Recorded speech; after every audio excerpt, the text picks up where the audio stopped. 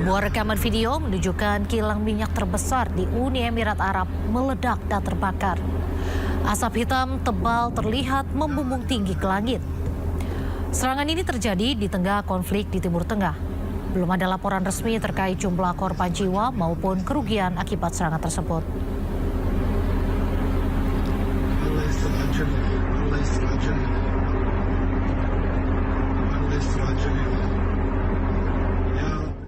Iran kembali meledakkan kilang minyak Israel di Haifa.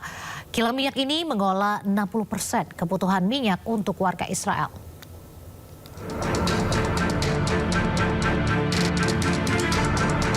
Inilah detik-detik saat sebuah kilang minyak di utara Israel dihantam rudal Iran. Ini adalah kali kedua Iran menyasar tempat pengolahan minyak Israel.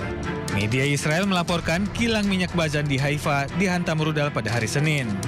Akibatnya api berkobar dan asap mengepul dari kilang minyak terbesar di Israel ini.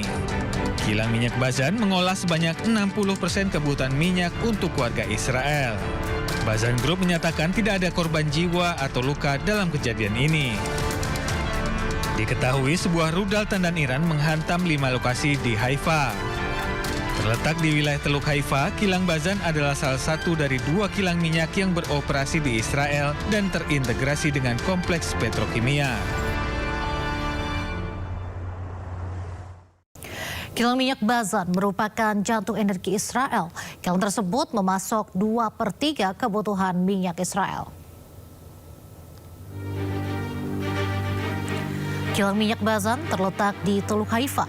Kilang tersebut mampu menyuling 197.000 barel per hari dan menghasilkan 65% diesel, 59% bensin, dan 52% bahan bakar jet Israel.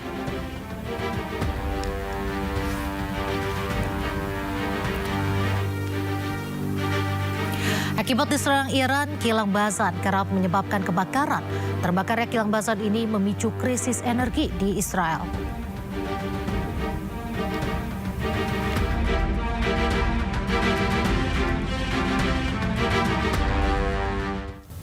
Ketegangan di Timur Tengah yang melibatkan Amerika Serikat dan Zionis Israel serta Iran berdampak pada ketersediaan energi di sejumlah negara. Salah satunya di Mesir, di mana sejumlah toko harus tutup lebih awal guna menghemat energi.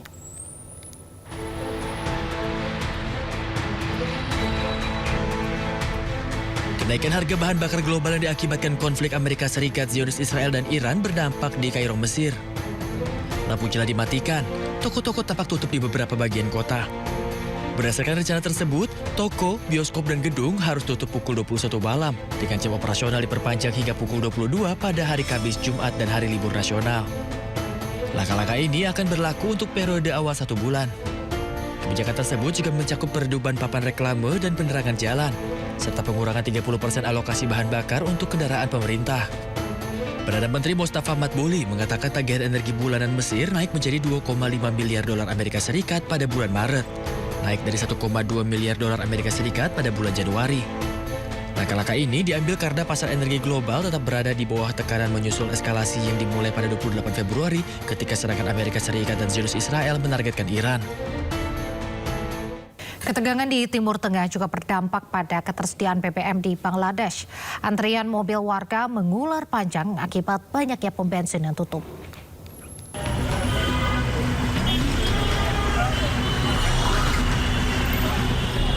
Bangladesh dilanda krisis bahan bakar setelah berakhirnya liburan Idul Fitri yang dipicu oleh gangguan pasokan terkait perang di Timur Tengah. Ribuan pengendara di Dhaka menunggu berjam-jam di pom bensin di seluruh kota. Mereka menunggu lama untuk mendapatkan bahan bakar karena banyaknya pom bensin yang tutup dan pasokan yang tersedia dijatah. Warga setempat mengatakan kekurangan ini berdampak langsung pada jam kerja dan rutinitas harian mereka. লোকদের যেমন আমি এখন অফিসের টাইম নষ্ট করে তেল নিচ্ছি, যেমন আমার এখন অফিসিয়ালি লাঞ্চ ব্রেক, বাট আমি লাঞ্চ ব্রেকটা নিতে পারতেছি না। আমার এখন তেলের জন্য লাইনে দাঁড়ানো লাগতেছে, আমার সময় নষ্ট হচ্ছে, আমার শ্রম নষ্ট হচ্ছে, ইভেন আমার অফিসের সময় নষ্ট হচ্ছে। সব দিক দিয়ে আমার ভোগান্তি হচ্ছে। এখন আসলে এটা যদি আমাদের অ্যাকচুয়াল ক্রাইসিস হতো তাহলে আমি এটা রিল্যাক্সে মেনে নিতাম। Meskipun pemerintah meyakinkan bahwa stok bahan bakar mencukupi, para pengendara mengatakan mereka tidak dapat memperoleh bahan bakar bahkan setelah menunggu lama. Di tengah ketidakpastian, pihak lain menyoroti praktik penjatahan dan spekulasi seputar kemungkinan kenaikan harga. Dampak ekonomi yang lebih luas juga dikhawatirkan jika kekurangan terus berlanjut. Asosiasi pemilik pom bensin Bangladesh memperingatkan bahwa beberapa pom bensin mungkin terpaksa tutup dan mendesak pihak berwenang untuk meningkatkan keamanan di tengah laporan penyitaan bahan bakar dan kerusuhan di pom bensin.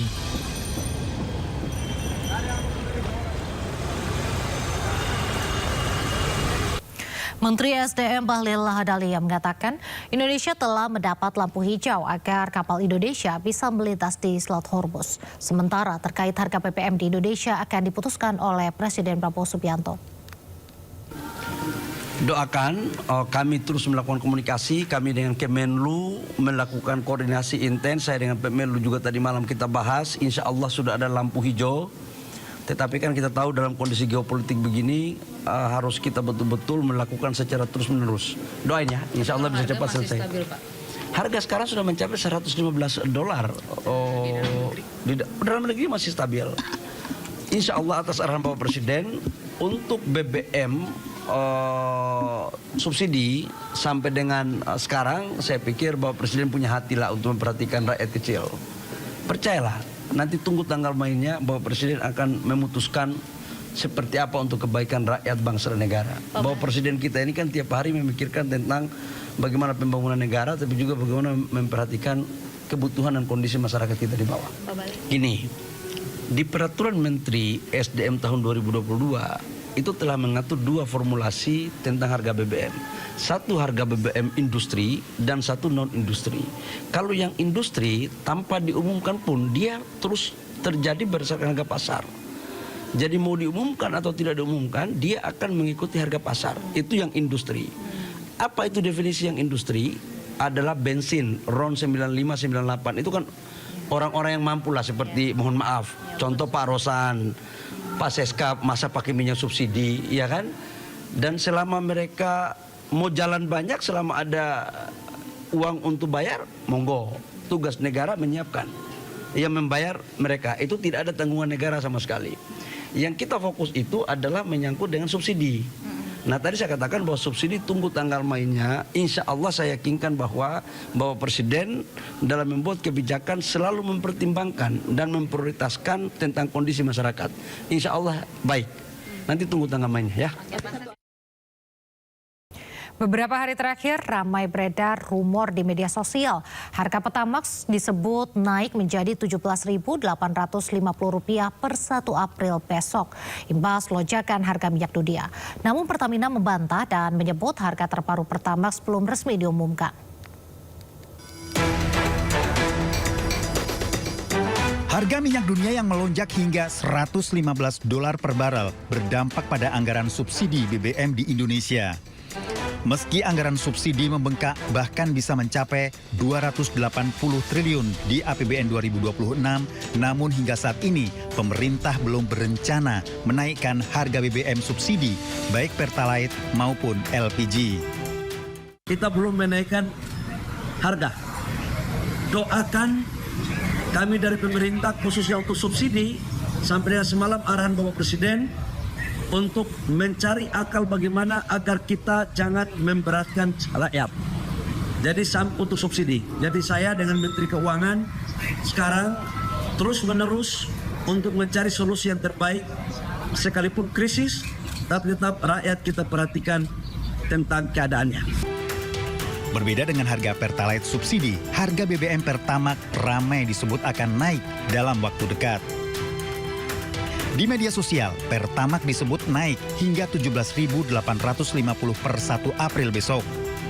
Naik sekitar Rp5.550 dari saat ini Rp12.300. Kenaikan tajam juga terjadi pada harga Pertamina Green 95, Pertamina Turbo, Pertamina Dex, dan Dex Lite. Namun rumor itu dibantah Pertamina. VP Corporate Communication Pertamina Muhammad Baron menegaskan hingga kini belum ada pengumuman resmi mengenai harga BBM non-subsidi per 1 April 2026. Tim Liputan iNews melaporkan.